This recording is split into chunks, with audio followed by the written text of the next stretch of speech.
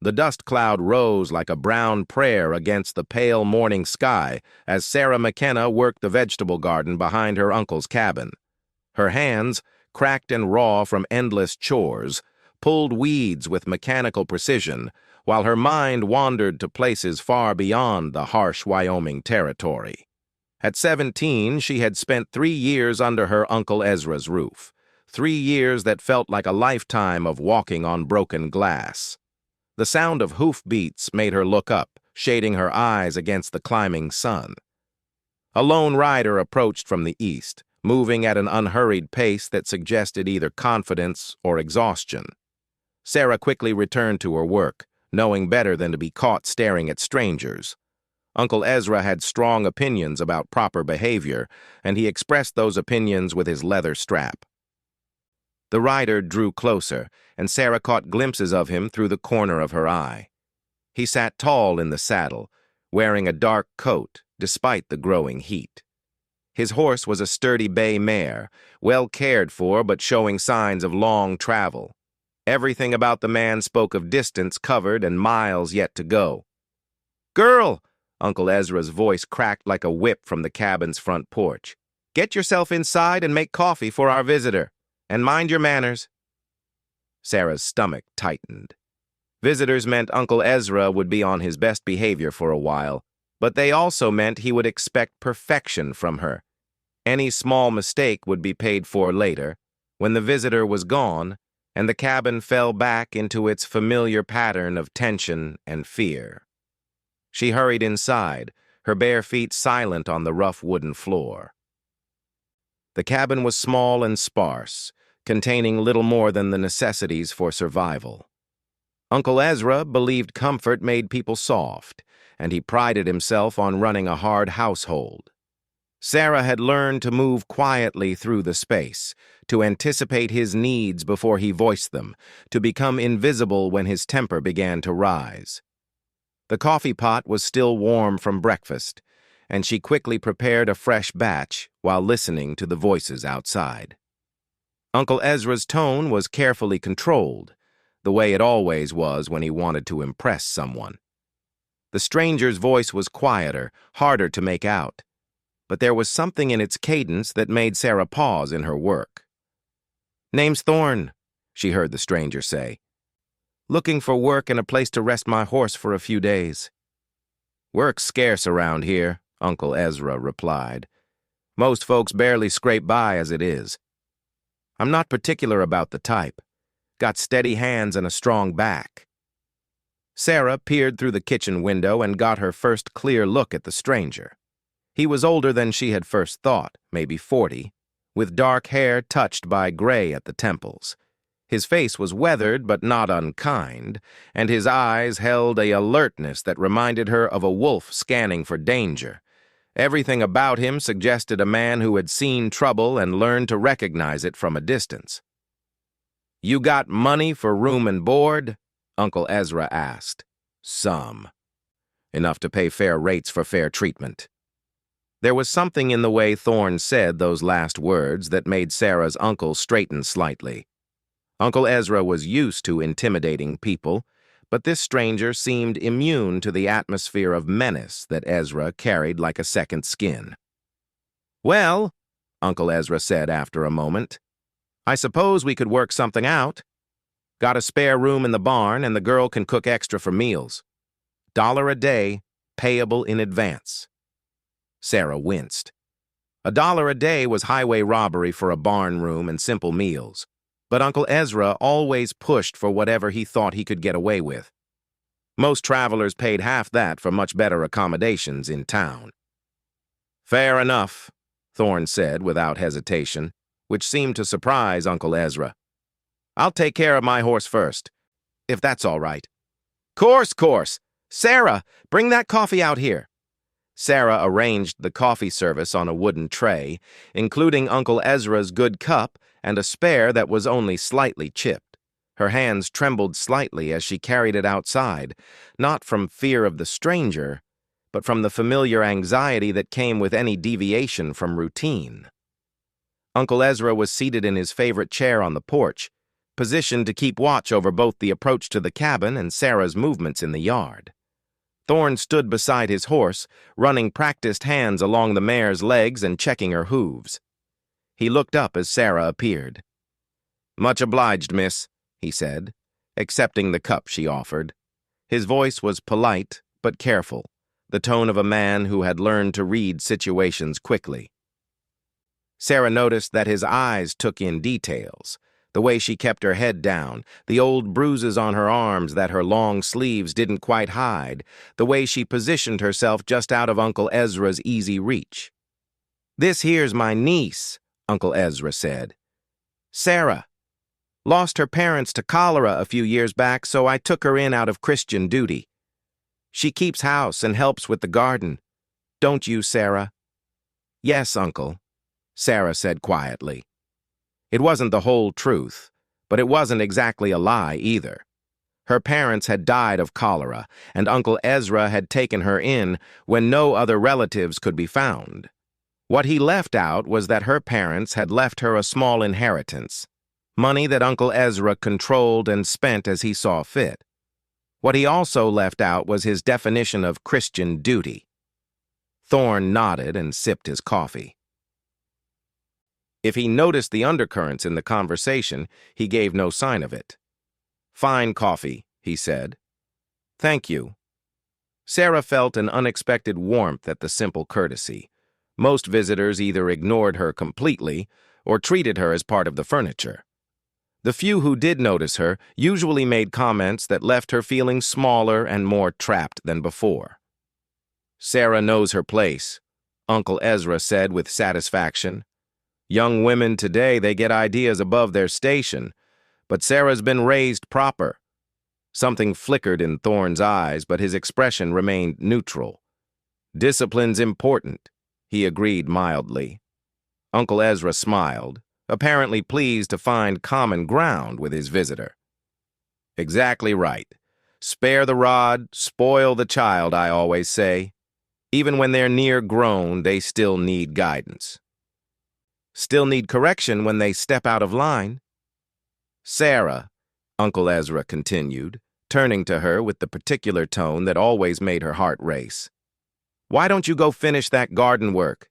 And mind you do it proper. I'll be checking later." Sarah bobbed her head and hurried away, but not before catching another look from the stranger.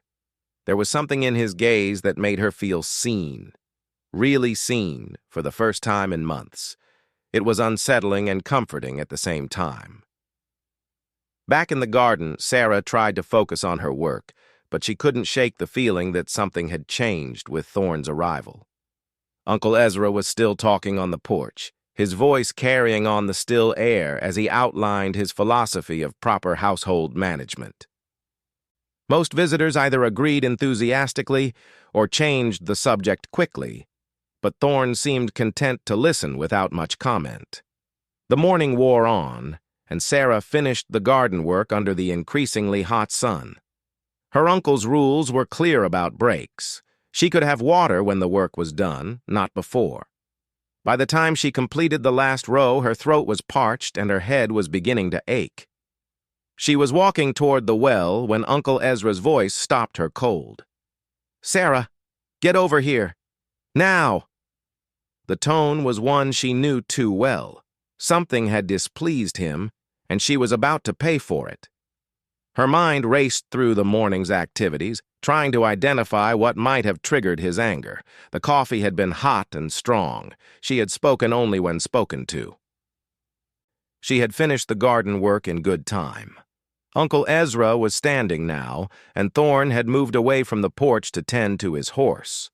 Whether this was coincidence or tact, Sarah couldn't tell, but she was grateful for any reduction in witnesses to what was coming. "Look at your hands," Uncle Ezra said when she reached him.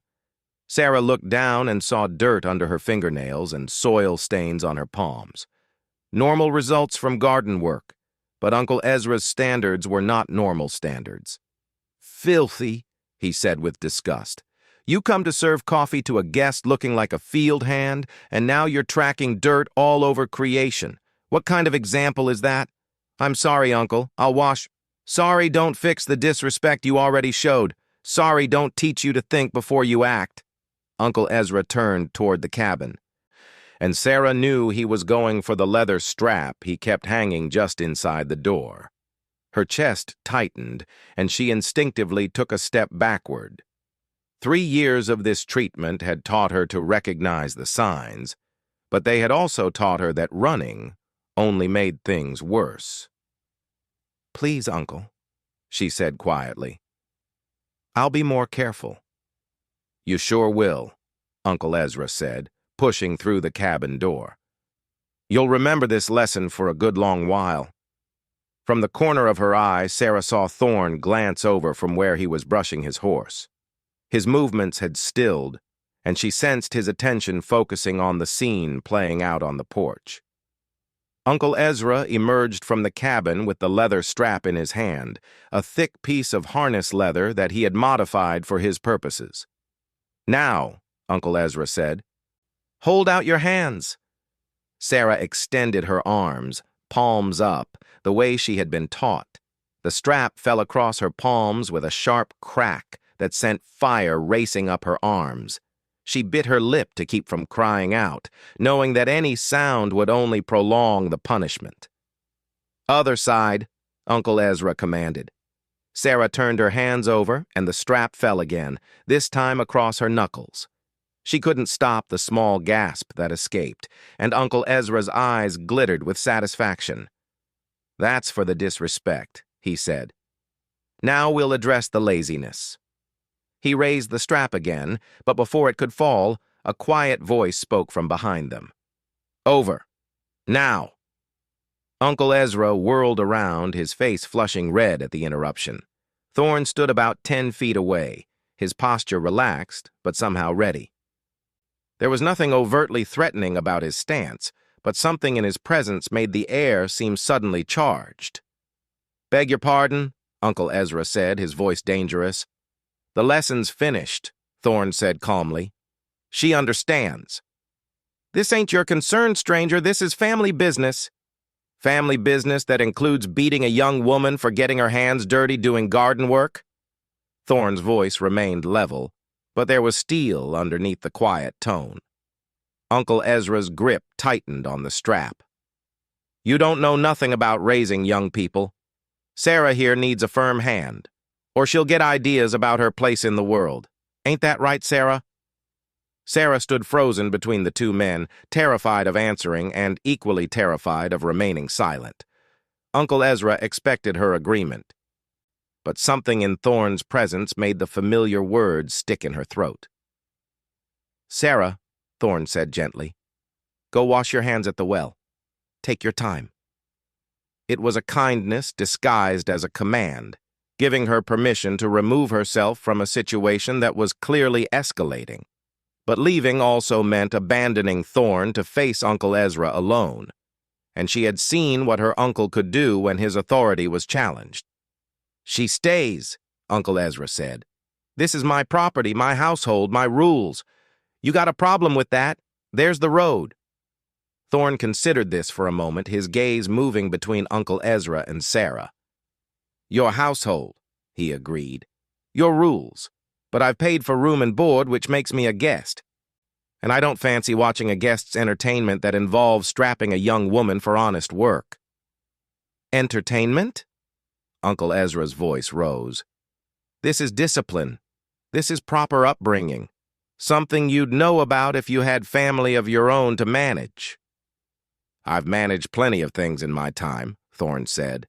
"And I've learned that strength that needs to prove itself on someone who can't fight back isn't strength at all." The words hung in the air between them, a challenge that Uncle Ezra couldn't ignore and couldn't easily answer. Sarah had never heard anyone speak to him this way, with a calm certainty that brooked no argument. Most people either agreed with him or avoided him entirely. No one stood their ground and called his methods into question. Uncle Ezra's face had gone from red to purple. "You calling me a coward?" "I'm calling it what I see," Thorn replied. "And what I see is finished." Uncle Ezra raised the strap again, but this time he turned toward Thorn instead of Sarah. Maybe you need a lesson in minding your own business." Thorne didn't move, didn't flinch, didn't even shift his weight. He simply watched Uncle Ezra with the patience of a man who had faced down worse threats and lived to tell about it. "Could be," Thorne said mildly, "but I'm a slow learner. Might take more teaching than you've got in you."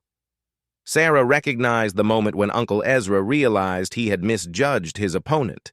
The blustery confidence flickered, replaced by the uncertainty of a man who suddenly wasn't sure how a confrontation would end. Uncle Ezra was used to picking fights he knew he could win. This felt different. "Get off my property," Uncle Ezra said, but his voice lacked the conviction it had carried moments before. "I paid for 3 days," Thorne reminded him. "Wouldn't want to cheat a man out of what's rightfully his." The standoff stretched between them, both men weighing options and consequences. Sarah held her breath, waiting for violence to explode across the yard. Instead, Uncle Ezra slowly lowered the strap, his jaw working as if he were chewing something bitter. 3 days, he said finally. "Then you move on." "Fair enough," Thorne agreed. Uncle Ezra turned and stalked into the cabin, slamming the door behind him hard enough to rattle the windows. Sarah stood alone in the yard with Thorne, her hands still stinging and her heart beating so hard she was sure he could hear it. "Thank you," she whispered. Thorne shook his head. "Don't thank me yet. Men like that don't forget being crossed. He'll wait until I'm gone, then take it out on you double." Sarah's stomach dropped.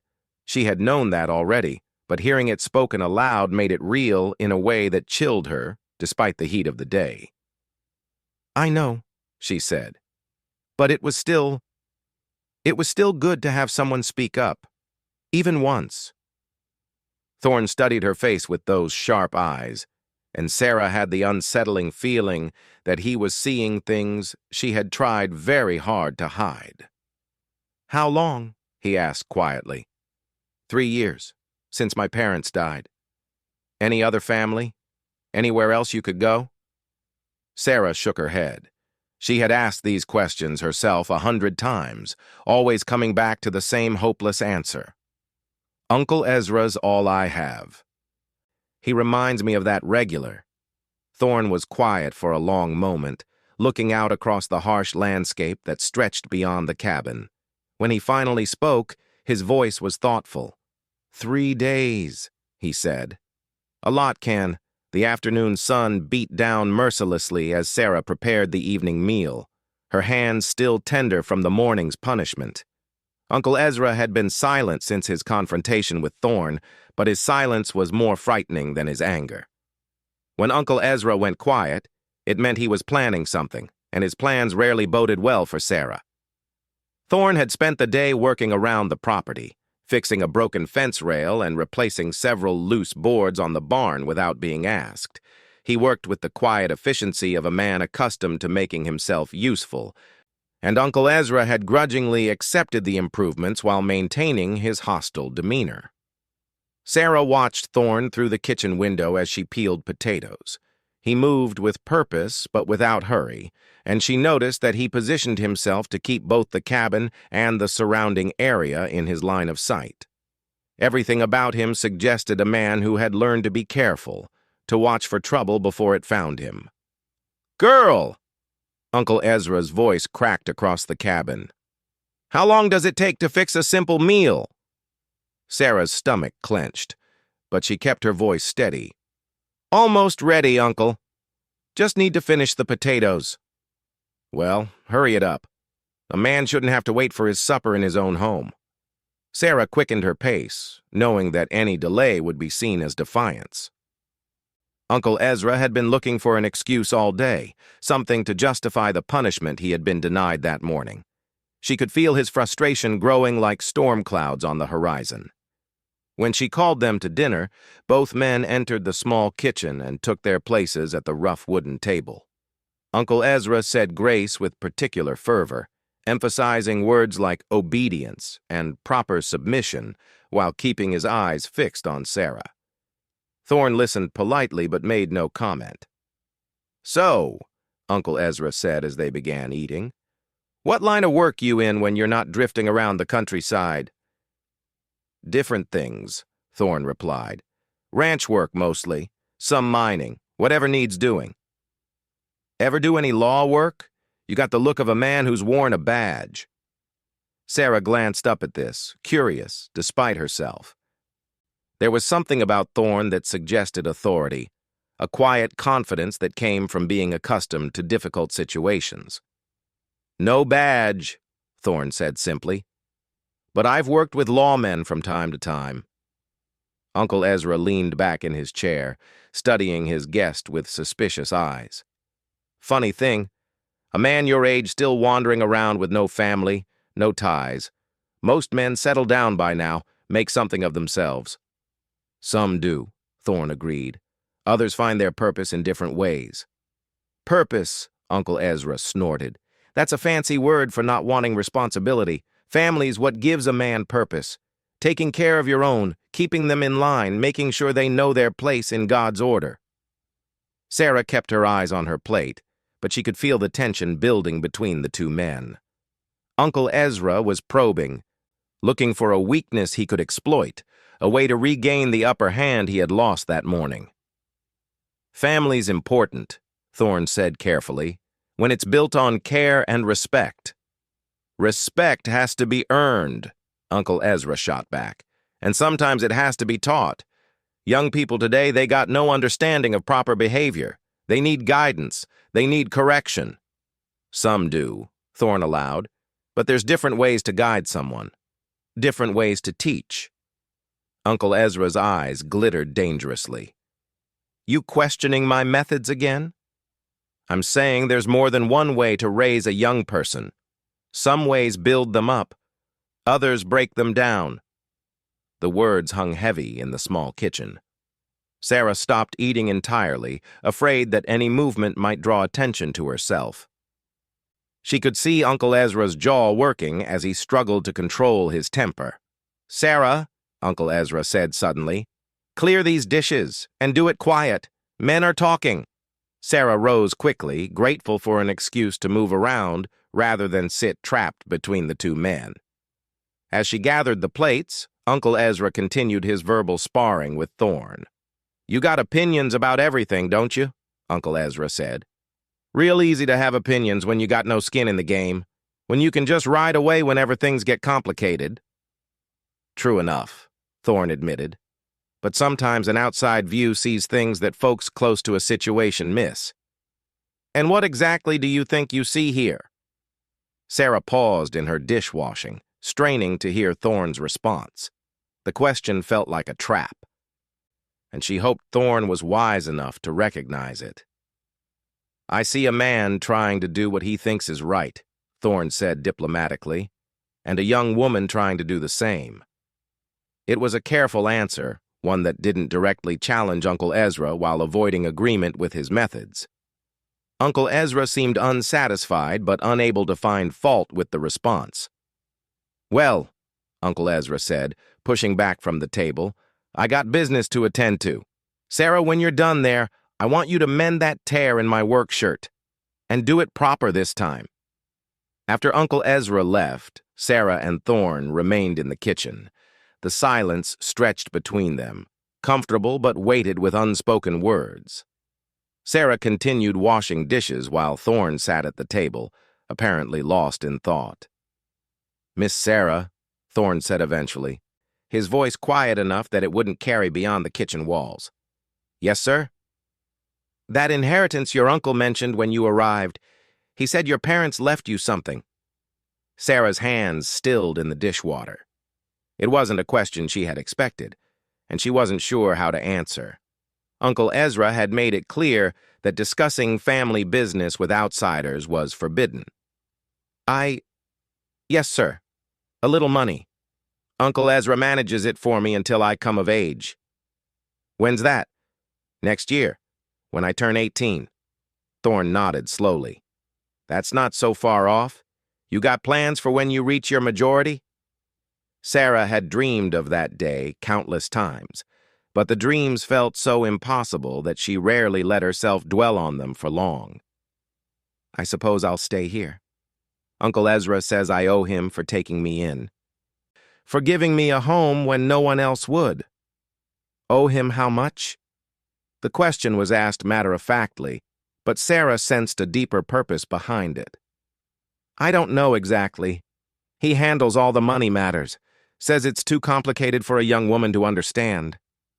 Thorne was quiet for a moment, and when he spoke again, his voice carried a note of something that might have been anger. Your uncle ever show you papers? Documents about your parents' estate? No, sir.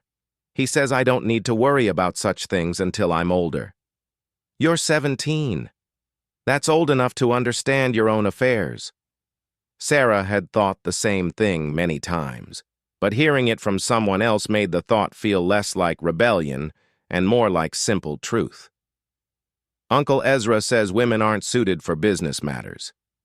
Says it's a man's responsibility to protect women from such burdens. Protecting someone and controlling them aren't the same thing, Thorne said quietly. The words hit Sarah like a physical blow, not because they were harsh, but because they were true.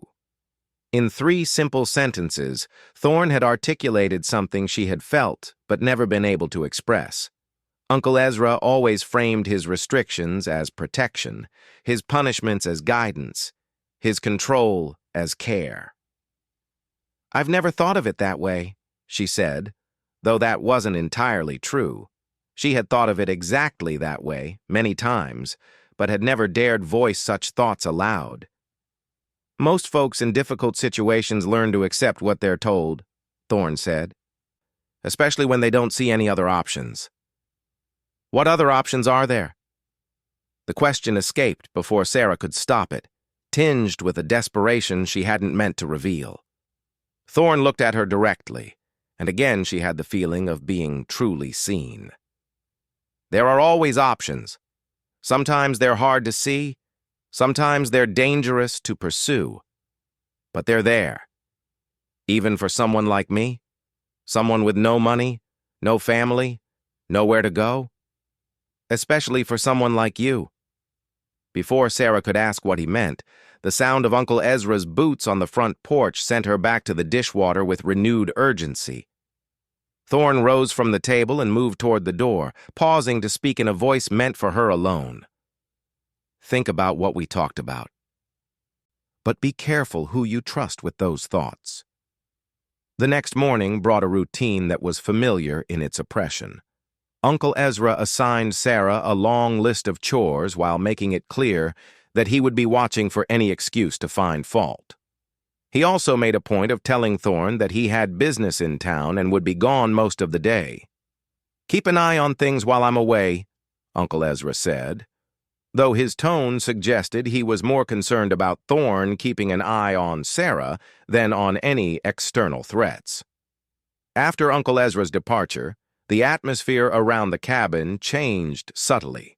Sarah found herself working with less of the constant tension that usually accompanied her daily tasks. Thorne continued his self-appointed maintenance work, but he also seemed more willing to engage in conversation. You've been here 3 years, he said, as Sarah hung laundry on the line behind the cabin. Ever been to town in that time? Once, Sarah replied. When I first arrived, Uncle Ezra needed to sign papers at the bank.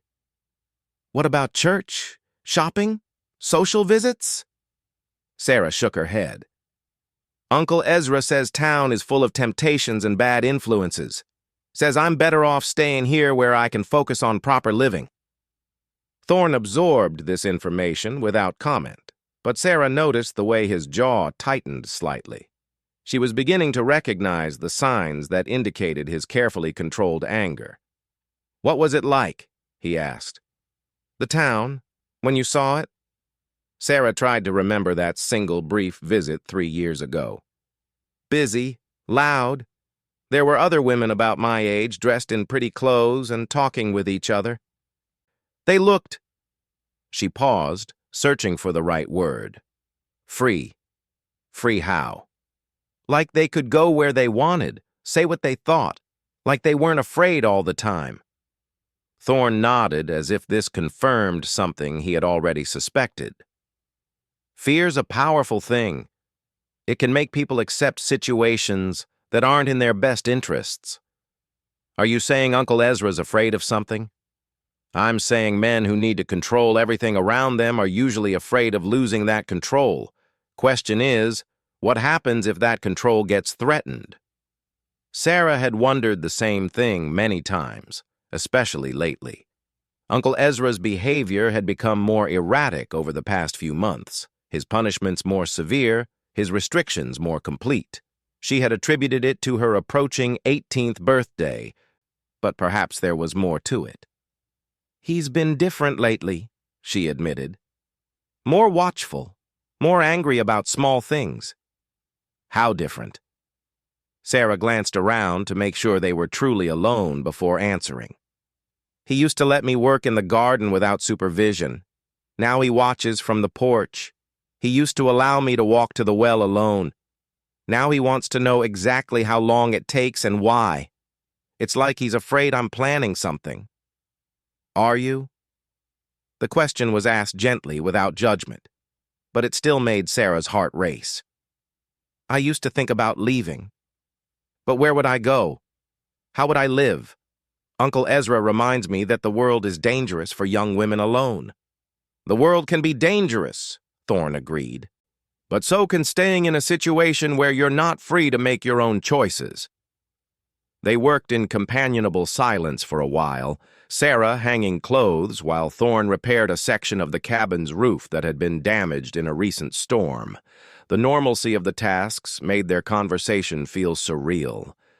When was the last time she had talked to someone about her thoughts, her fears, her dreams? "Thorne," she said eventually, testing the sound of his name on her lips. "Can I ask you something?" "Course. Why did you help me yesterday? Most people, they don't want to get involved in family business." Thorne paused in his hammering and looked down at her from the roof. "You remind me of someone." "Who?" "My sister. She was about your age when she found herself in a similar situation. What happened to her?" Thorne's expression darkened, and Sarah immediately regretted asking. "She didn't make it out," he said simply. The words hung between them, heavy with implication and old pain. Sarah understood now why Thorne had been willing to confront Uncle Ezra, why he watched her with such careful attention. He was seeing his sister in her situation, getting a second chance at an intervention he had failed to make before. "I'm sorry," she said. "Don't be sorry. Just be smart. And be ready." "Ready for what?" Thorne climbed down from the roof and faced her directly. "Your uncle's not going to let this slide. Men like him, they can't tolerate having their authority questioned. He's planning something, and when he makes his move, you'll need to be prepared to choose." "Choose what?" "Whether you're going to keep accepting what you've been told is normal, or whether you're going to take control of your own life." Before Sarah could respond, the sound of approaching hoofbeats announced Uncle Ezra's return. Thorne immediately busied himself with gathering his tools while Sarah hurried to finish hanging the laundry. By the time Uncle Ezra reached the cabin, both of them appeared to be absorbed in their individual tasks. But Sarah could see from Uncle Ezra's expression that their peaceful morning was about to end. He dismounted from his horse with sharp, angry movements, and his face carried the particular look that meant someone was about to pay for his bad mood. "Sarah!" he called, his voice cutting across the yard like a blade. "Get over here. Now." Sarah's blood turned to ice. Whatever Uncle Ezra had learned or experienced in town, she was about to bear the consequences. She glanced at Thorne, who had gone very still at the sound of Uncle Ezra's tone. "We need to talk," Uncle Ezra said when Sarah reached him, "about proper behavior, about loyalty, about what happens to young women who forget their place." He reached for her arm, but before his hand could make contact, Thorne's quiet voice cut through the tension. "Problem, Ezra?"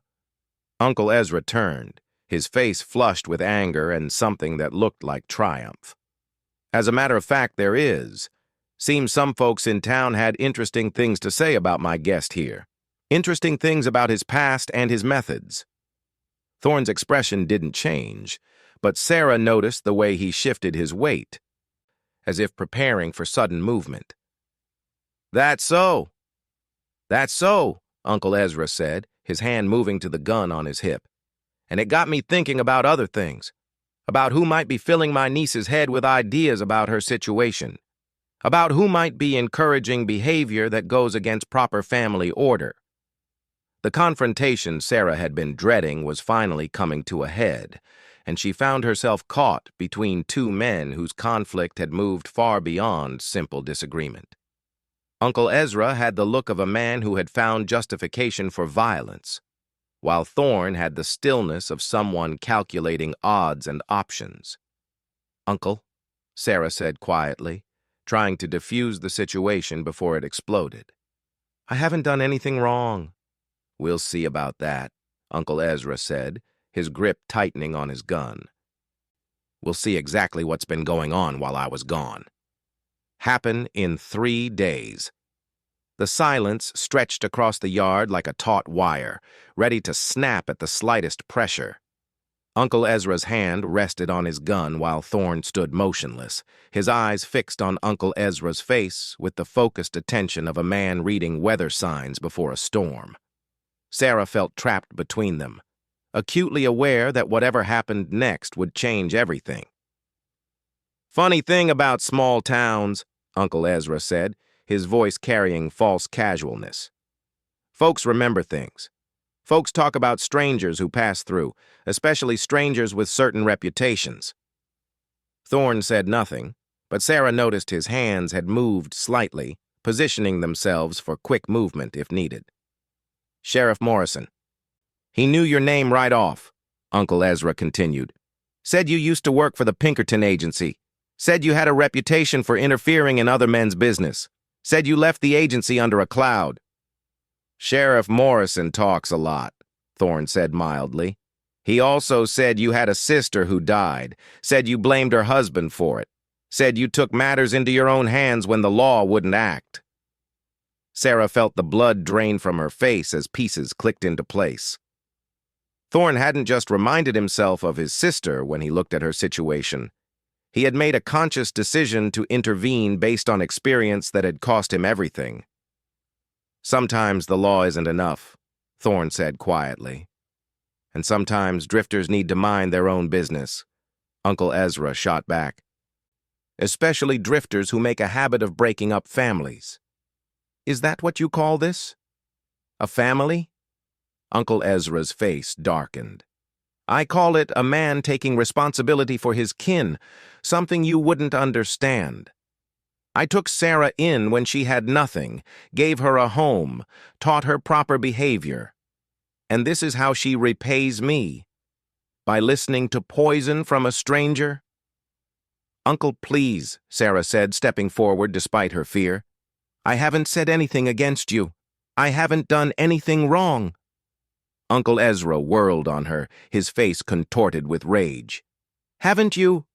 Then explain why Mrs. Hartwell at the general store asked me if my niece was well. Explain why she said you looked poorly the last time she saw you. Explain why she wondered if maybe you needed help." Sarah's stomach dropped. She remembered Mrs. Hartwell from her single visit to town 3 years ago, a kind woman who had asked gentle questions and offered her a piece of candy. But Sarah had no idea how Mrs. Hartwell could have seen her recently. "I haven't been to town," Sarah said truthfully. "No, but Mrs. Hartwell came out here 2 days ago while I was checking the back pasture. Came to deliver some medicine for her sister who lives up north. Said she saw a young woman hanging laundry behind this cabin, saw the bruises on her arms, saw how thin she looked." Uncle Ezra's voice was rising with each word, his control slipping as his paranoia took hold. "Said she was concerned about the welfare of the young lady living here, asked if maybe I needed help managing such a large household." The implications hit Sarah like a physical blow. Mrs. Hartwell had seen her, had noticed her condition, and had tried in her quiet way to offer help. But instead of rescue, her concern had brought down Uncle Ezra's wrath. "She meant well," Sarah said desperately. "She meant to interfere," Uncle Ezra roared. "Just like him!" He jerked his head toward Thorn. "Just like everyone who thinks they know better than a man about his own family." "Maybe they do know better," Thorn said, his voice cutting through Uncle Ezra's rage like a blade. "Maybe they see what you've been doing to that girl and recognize it for what it is." "And what's that?" "Abuse, control, taking out your own failures on someone who can't fight back." Uncle Ezra drew his gun in one smooth motion, the barrel leveled at Thorn's chest. "I've had enough of your opinions." But Thorn didn't flinch, didn't step back, didn't show any of the fear that Uncle Ezra clearly expected. Instead, he took a small step forward, his voice remaining steady and calm. "You really want to do this in front of her? You want Sarah to watch you gun down an unarmed man?" "Unarmed?" Uncle Ezra laughed harshly. "Sheriff Morrison said you always carry a gun, said you're faster than most and meaner than all." "I am armed," Thorn acknowledged. "But I haven't drawn on you. Question is, are you prepared to be the man who shoots first?"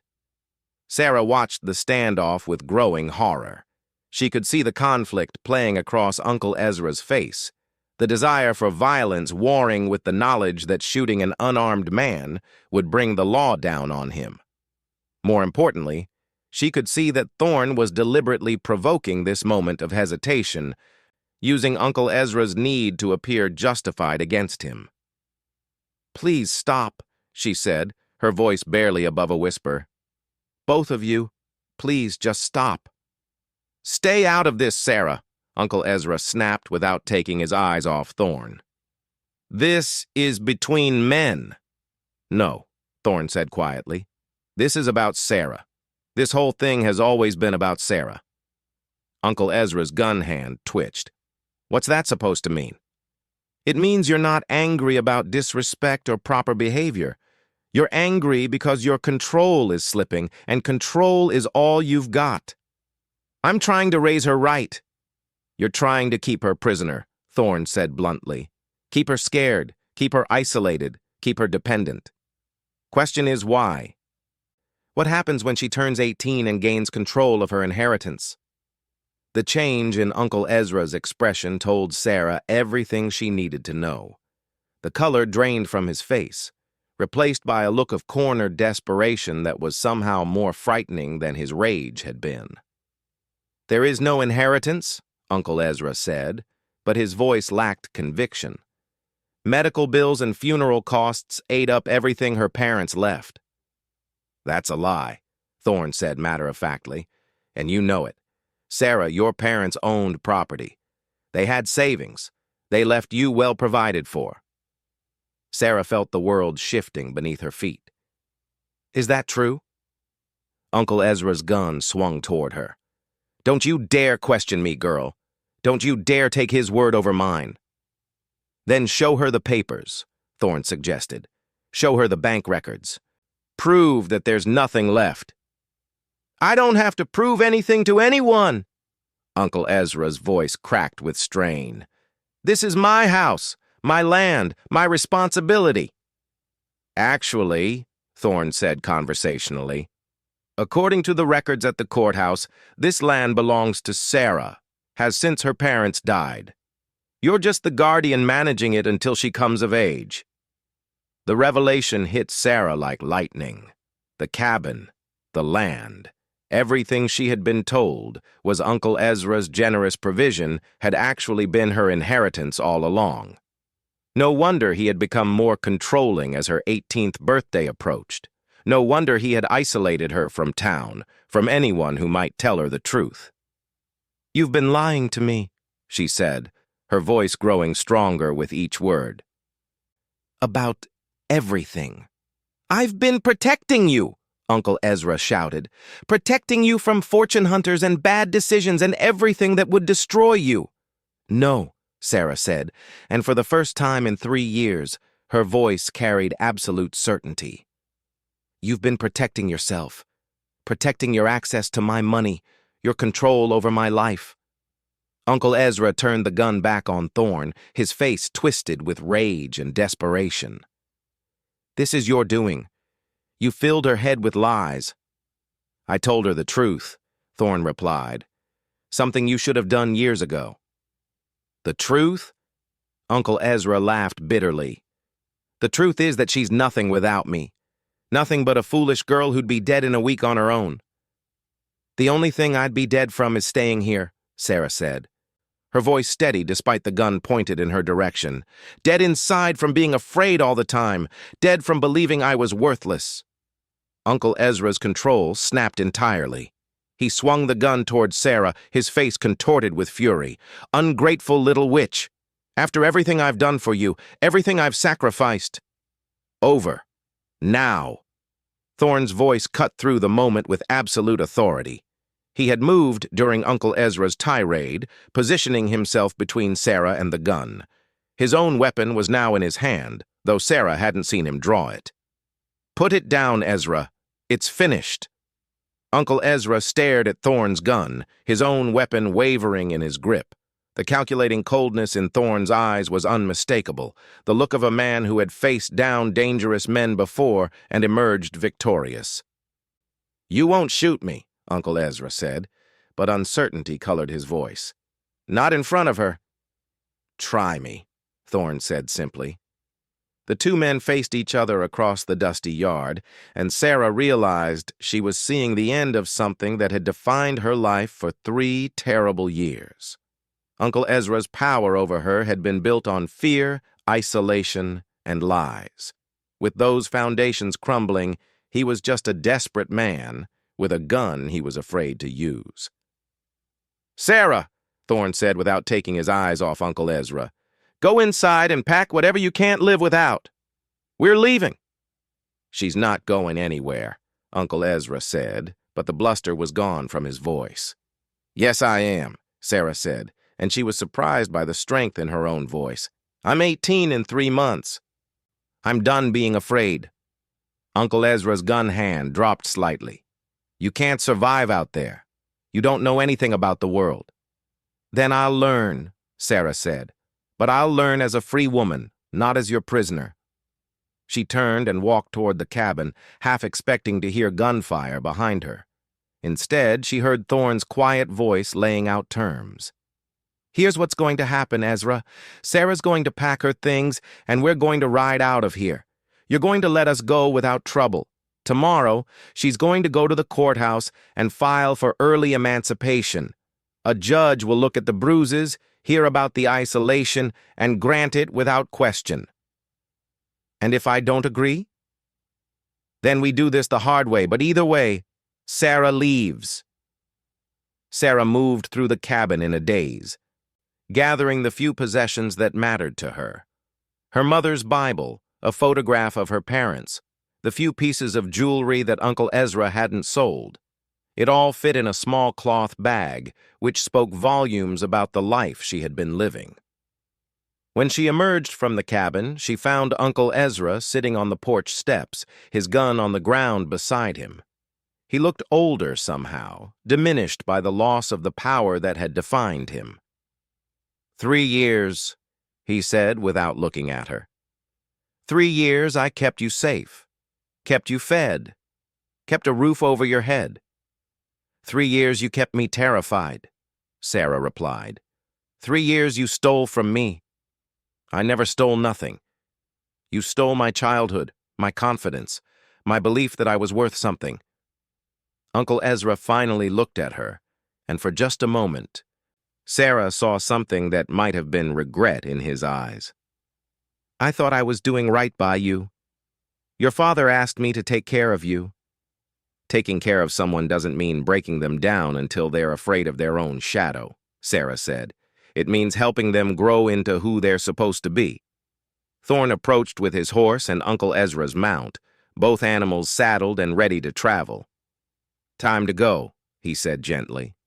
Sarah took the reins he offered, her hands shaking slightly as the reality of what she was doing hit her fully. She was leaving the only life she had known for 3 years, heading into uncertainty with a man who was still largely a stranger. "Where will we go?" she asked. "Town first," Thorne said. "Get you proper documentation of your inheritance. After that, wherever you want." "I don't know what I want." "That's all right. You'll figure it out as you go. Most folks do." Sarah mounted the horse with practiced ease, one skill Uncle Ezra had taught her that she was grateful for. From horseback, the cabin and the surrounding land looked smaller, less imposing. The prison that had contained her for 3 years was just a small homestead in the vast Wyoming territory. "Sarah," Uncle Ezra called as they prepared to leave. She looked back at him, sitting alone on the porch of what was actually her property. "I hope you don't regret this," he said. "I regret a lot of things," Sarah replied, "but leaving here won't be one of them." As they rode away from the cabin, Sarah felt a mixture of terror and exhilaration that was unlike anything she had ever experienced. The world spread out before them, vast and full of possibilities that had been hidden from her for so long. "Scared?" Thorne asked as they reached the main road. "Terrified," Sarah admitted. "But it's a different kind of scared than I'm used to." "How's that?" "For the first time, I'm scared of things that might happen, not things that definitely will happen." Thorne nodded as if this made perfect sense. Fear of the unknown is natural. Fear of what you know is coming is something else entirely.